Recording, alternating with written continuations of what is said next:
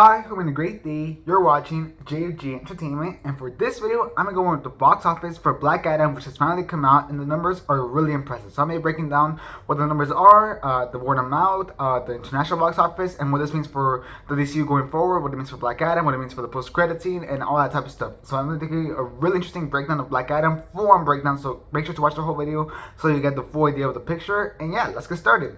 So box office-wise, Black Adam opened domestically at $67 million, which is a really big number. It actually beats estimates. Estimates were like around 60, 59, 60, 61 million. It beat the estimates at 67 million, so that's really awesome. And it's the biggest opening with The Rock leading the movie, beating Hobbs and Shaw, which had a 60 million opening weekend. So that's really awesome for The Rock as well. It's the peak of his career, and that's like really awesome for him. It's also the biggest opening for the DCU since Aquaman, which had a $67.8 million opening weekend. So honestly, like really even, and in fact, it could maybe even possibly beat that if it just beats the forecast by a little bit. It could possibly beat that because it's like literally less than $1 billion away. So that's pretty impressive. Now this means that it's 27% ahead of Shazam, which is really awesome because Shazam is an unknown character, so it's a pretty nice comparison. However, this movie that have a bigger star, which makes sense why this movie would be bigger, and the marketing for this movie went insane. Like The Rock really marketed this thing everywhere. I saw it in Mr. Beast's channel and all that type of stuff. So it was like a complete like amazing marketing. Now, this movie made $26.8 million opening day. Then it made $23.7 million on Saturday, holding off better than most comic book movies, with a 24% increase from Friday if you take off the Thursday night previews from the Friday box office, which rarely happens. There's never that much of an increase. So that's like really awesome for this movie, meaning the word of mouth really paid off. And then the Sunday estimate as of right now is at $16.6 million. However, it could be the forecast with strong word of mouth, which is like really strong. It's really going on really strong. So hey, let's find out. It's really awesome that the word of mouth is really carrying it. Now, Rotten Tomato critics did not like this movie a lot. In fact, it made a 44% right now at the time of recording this video. So it's like it's rotten. It's a rotten score. So it's kind of impressive that this movie was still managed to make so much money with a rotten score, because rotten scores usually ruin the movie's box office. Now, the Rotten Tomatoes audience score was the thing that really saved this movie, which is at a 90%, being the highest audience score in a decade for the DCEU, or just for DC movies in general, over the Batman's 87% audience score and Joker's 88% audience score. So that's like just super impressive. Clearly, that general audiences really liked it. You know, they didn't care about like, oh, this movie has to have a great story. They just cared about having a really nice popcorn flick, and it looks like The Rock really delivered a really nice popcorn flick.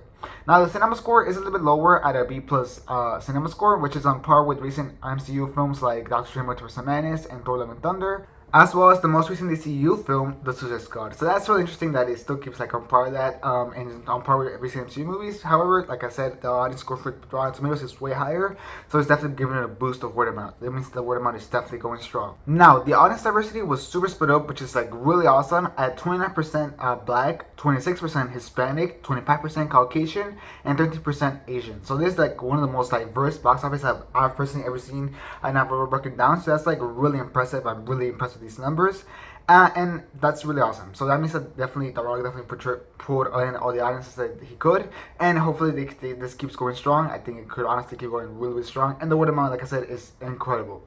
And internationally, it grossed $73 million, which is also a really strong number. And in fact, whenever the movie first opened, it wasn't doing that awesome internationally. However, it got a huge boost due to word of mouth. In fact, in Italy, it had a 117% boost from Friday to Saturday, which is just insane. That doubles the box office and more. And in Korea, it got a 98.7% boost, which is almost double the box office that it did on Friday to Saturday. So clearly, the word of mouth for this movie has definitely been working, and I think it's really mostly due to the post-credit scene. So the post-credit scene has definitely paid off for the box office for this movie, and it definitely gave this movie a lot more hype. Now, this means that the movie had a total box office globally and domestically combined of $140 million, and that's its global opening weekend. So that's a really strong global opening weekend. And in fact, that's how The Rock and his company sees it, as they mentioned.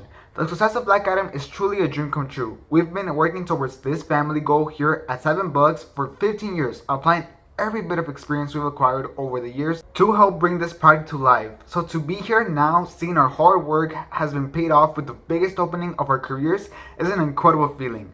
Our goal with this film was to establish several new characters in the DCU that would give us an opportunity and success to really expand the universe, but most importantly, we wanted to take care of the fans.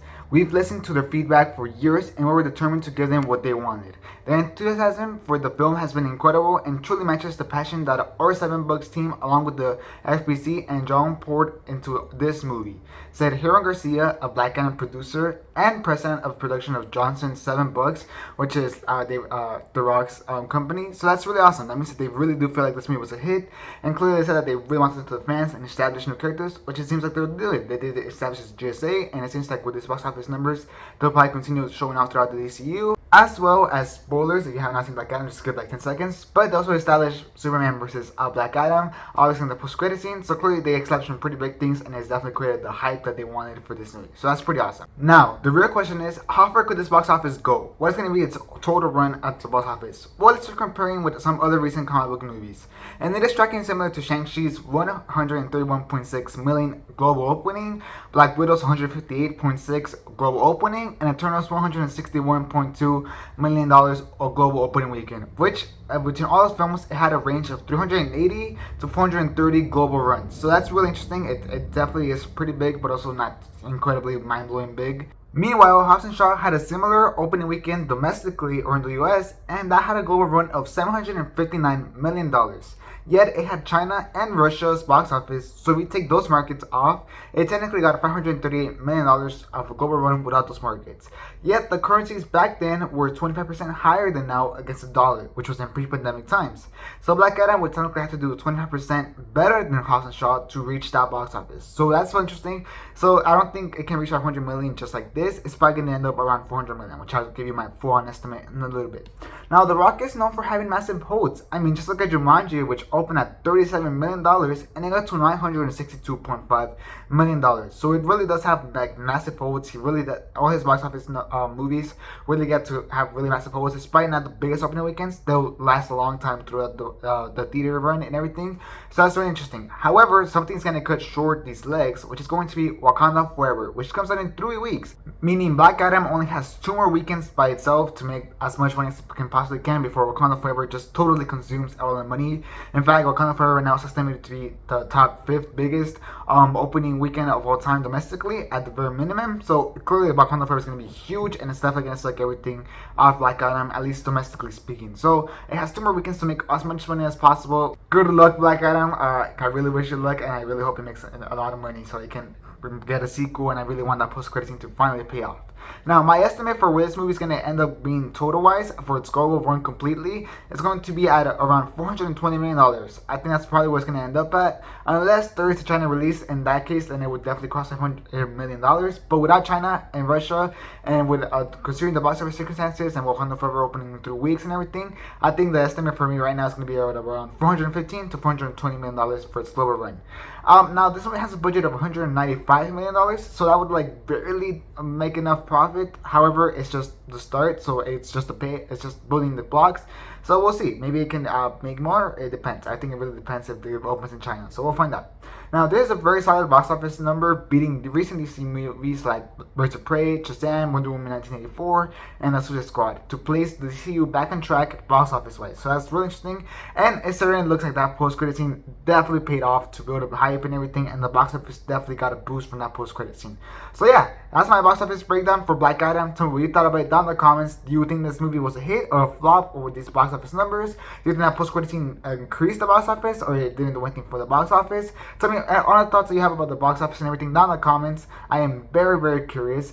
As well as just leave a like if you this video and this breakdown. It took a lot of hard work to get all the statistics and put them together in this video, so we're very hopeful of you. Please leave a like. As well as just subscribe for later content, including more Black Adam content coming very soon, like characters ranked and more DC content very, very soon, as well as all other stuff like streaming, like House of the Dragon and all that type of stuff. I'm making content on all that type of stuff, so definitely subscribe for all the content. And yeah, that'll be it for this video. Thanks for watching. Hope you have a great day, and this is Jay Entertainment out.